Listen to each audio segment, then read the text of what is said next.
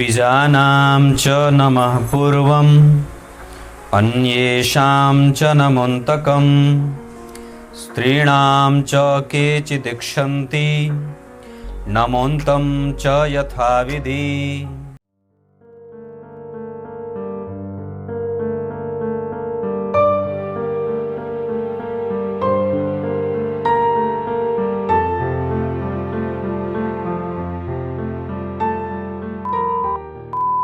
प्रिय दर्शकों नमस्कार, एक बार फिर से उपस्थित हूँ आप सबके सामने।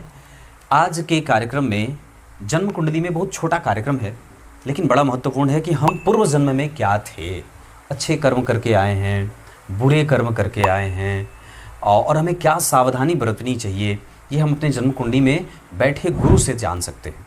आइए इसी कार्यक्रम के साथ उपस्थित हूँ। जय श्री कृष्ण अवश्य लिखा करिए, उससे मुझे बल मिलता है। आप लोग कमेंट में नहीं लिखते हैं तो मुझे लगता है कि लोगों को अच्छा नहीं लगा, इस वजह से। और रविवार के लिए डेट ऑफ बर्थ, टाइम और प्लेस जरूर लिखा करिए और रविवार का कार्यक्रम जरूर देखा करिए। आइए, अगर आपकी कुंडली में, बहुत सिंपल है कार्यक्रम, अगर आपकी कुंडली के लग्न, चतुर्थ, सप्तम, दशम, पंचम और नवम, ये केंद्र और त्रिकोण के भाव कहे जाते हैं, अगर यहाँ आपकी कुंडली में गुरु बैठे हैं और बढ़िया बैठे हैं तो आप समझ लीजिए कि आप पिछले जन्म में बहुत अच्छे कर्म किए थे, जिसके कारण आपको मनुष्य की योनि प्राप्त हुई है।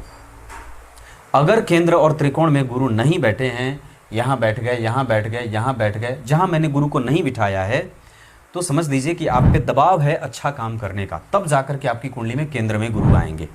और अगर जिस व्यक्ति की कुंडली में केंद्र और त्रिकोण में गुरु बैठे हैं तो निश्चित रूप से उसके पूर्व जन्म के कृत्य अच्छे थे।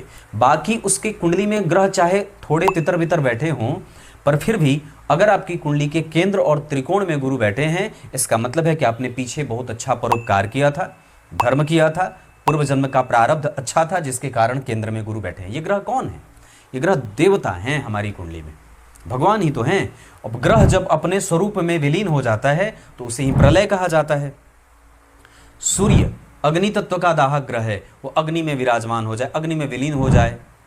चंद्रमा जल तत्व का ग्रह है तो जल में विलीन हो जाए, या जल को वापस वो पुनर्प्राप्त कर ले, है ना। तो अग्नि, ये पृथ्वी, जल, अग्नि, वायु और आकाश, ये जो पंच तत्व हैं, पांचों तत्वों का अपने ही तत्वों में वापस मिल जाना ही प्रलय का काल कहा जाता है। और ये ग्रह बैठे कैसे होते हैं? तो परमात्मा ने हमारे जन्म के समय पे हमारे कर्म को देखा था कि पूर्व जन्म में इसने कैसे कर्म किए थे, और उसके बाद उन्होंने हमारी कुंडली बना दी कि देखो तुम्हारी कुंडली में ऐसे ग्रह थे।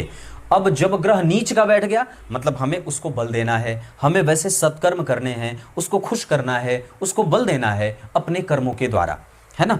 और अगर कुंडली में ग्रह मजबूत बैठ गए, मतलब है कि पूर्व जन्म के कृत्य अच्छे थे, अब हमें उसको मेंटेन करके रखना है। आप समझ रहे होंगे, उस ग्रह को मेंटेन करके रखना है, उससे संबंधित कृत्यों को मेंटेन करके रखना है, ताकि आने वाली जो दशा है, आने वाली जो जन्म मिलने वाली है, उसमें भी हमें कोई खराब कर्म ना करना पड़े, खराब भाव में ना जाएं गुरु। तो कहने का अर्थ है, मैं आप लोगों को बताऊं कि अगर केंद्र और त्रिकोण में गुरु बैठे हैं तो निश्चित रूप से आपके पूर्व जन्म की स्थिति अद्भुत थी, साधुता से युक्त थी, श्रेष्ठ थी, मानसिक स्थिति अच्छी थी और बढ़िया था, इसे बढ़िया कहेंगे। लेकिन अगर गुरु इधर उधर छटके भटके हैं तो फिर आपको थोड़ा संतुलन बनाना होगा, है ना। तो कहने का अर्थ है, ये मैंने आपको छोटा सा कार्यक्रम था, सोचा आपको बता दूं। आइए विषय पे लेके आता हूं। जो विषय है आज का, जो शिव पुराण का है, इसमें कहा गया कि ब्राह्मण, क्षत्रिय और वैश्य, इनको द्विज कहा गया है। द्विज क्यों कहा गया? क्योंकि इनका दोबारा जन्म होता है। अब एक माता के गर्भ से जन्म होता है और एक संस्कारों के, मंत्रों के उच्चारण के कारण दोबारा जन्म होता है। तो ब्राह्मण, क्षत्रिय और वैश्य, इन तीनों को यज्ञोपवीत संस्कार से युक्त रखा गया, या इनका यज्ञोपवीत संस्कार होता है, इस वजह से इन्हें द्विज कहा गया। बाकी शूद्रों का यज्ञोपवीत नहीं होता, पर शिखा जरूर उन्हें रखना चाहिए।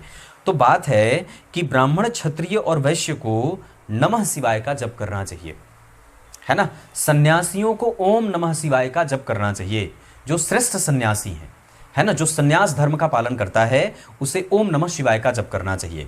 और जो उसके अतिरिक्त जो सन्यास्त नहीं है, पर ब्राह्मण हैं, क्षत्रिय हैं और वैश्य हैं, उन्हें नमः शिवाय का जप करना चाहिए। इसके अतिरिक्त जो शूद्र हैं और जो जातिकाएं हैं, महिलाएं हैं, माता बहनें हैं, उन्हें नमः शिवाय के जगह पे शिवाय नमः इसका जप करना चाहिए।